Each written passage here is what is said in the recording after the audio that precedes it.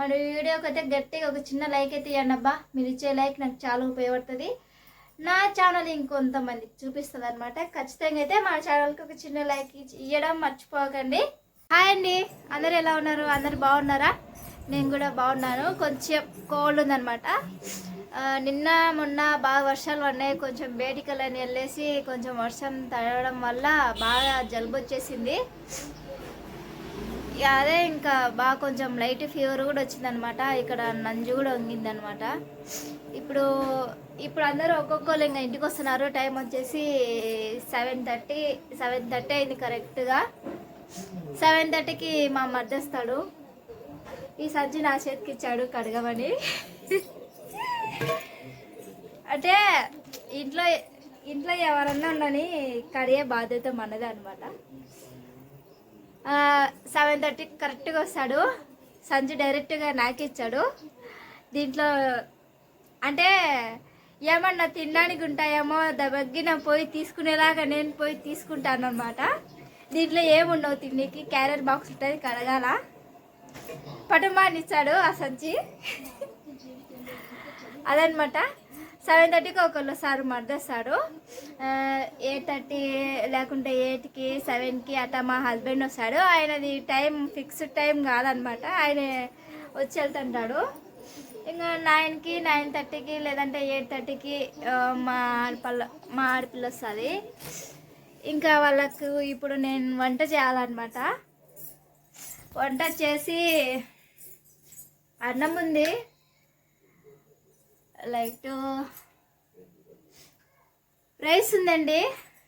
Rice లేదులే, కొంచెం సేమియా వేసుకుంటే నేను వేడివేడిగా ఏదన్నా తినాలనిపించి కొంచెం సేమియా చేసిన. ఈ జలుబు వల్ల తలనొప్పి బాగుంది. తలనొస్తుంది.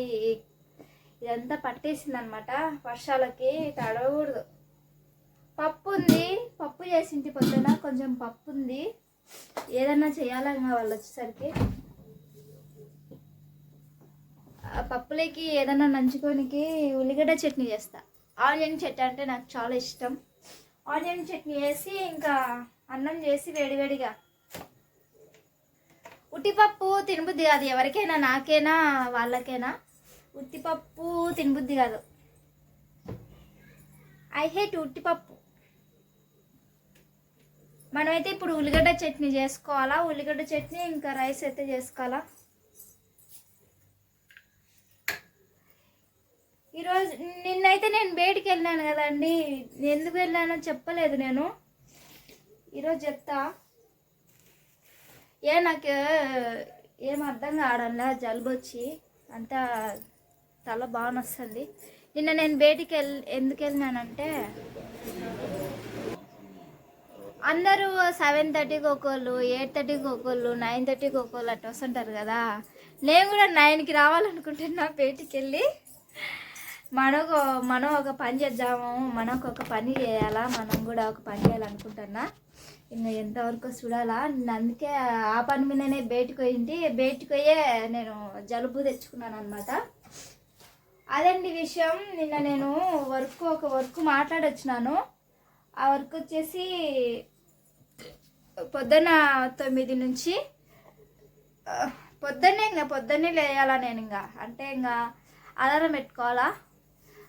పొద్దున 7:30 కాదు, 5కి లేయాల. 5కి లేచే పనులు అన్నీ అవుతాయి.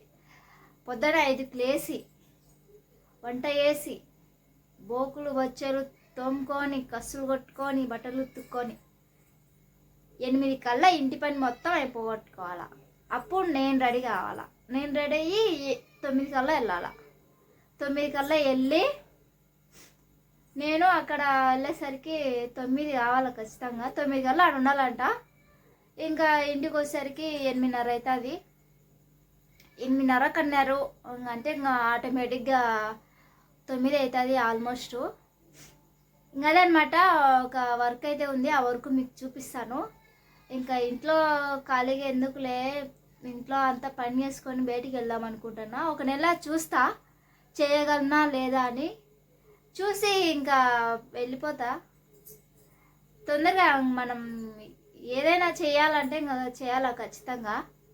ఇంకా అందరికీ పొద్దున్నే లేచి నాకు క్యారేజ్ చేసుకొని మా మరిదికి క్యారెట్ పెట్టేసి ఇంకా మా ఆడపిల్లకి క్యారెట్ పెట్టేసి అందరికీ క్యారెట్ పెట్టేసి ఇంకా వెళ్ళిపోవాలా. మా హస్బెండ్ వచ్చేసి ఇంటికి వచ్చి తిని వెళ్తాడంట. ఇదన్నమాట నిన్న నేను బయటకు పోవడానికి కారణం. నేనైతే ఇంకా ఒక చిన్న వర్క్ అయితే చూసుకున్నా. వద్దంటున్నారు కానీ పోదాం, ఒక నెల ట్రై చేద్దాం, ఎందుకు ఊరికే ఇంటికాడ ఉండడం అని అనుకుంటున్నా. ఖచ్చితంగా అయితే పోవాలనుకుంటున్నా అండి. కొంచెం ఆరోగ్యం బాగాలేక తన్ను వస్తుంది, అందుకే అంతా నూనె కూడా పెట్టేసుకున్నా. మొత్తం బాగా నూనె పెట్టినా ఈరోజు. నూనె పెట్టేసి ఇంకా పడుకున్నా. మధ్యాహ్నం అంతా వాయిస్ కూడా వేరు వస్తుంది, మీరు గమనించినారో లేదో, వాయిస్ అంతా వేరు వస్తుంది అనమాట, జిడ్డు మొహం అంతా. ఓకే అండి, వ్లాగ్ వచ్చేసి కొంచెం వంట చేసి ఇంకా మా మరిది ఇంకా అంతా వచ్చిపోయినాడు. ఇంకా మళ్ళీ తను అట్ట తిరిగేసి మళ్ళీ వస్తాడు. మళ్ళీ వచ్చేసరికి ఇంకా వంట చేసేయాలా. ఓకే అండి, నేను ఒక చిన్న పని చూసుకుంటా, మీకు ఖచ్చితంగా చూపిస్తా. Okay, bye.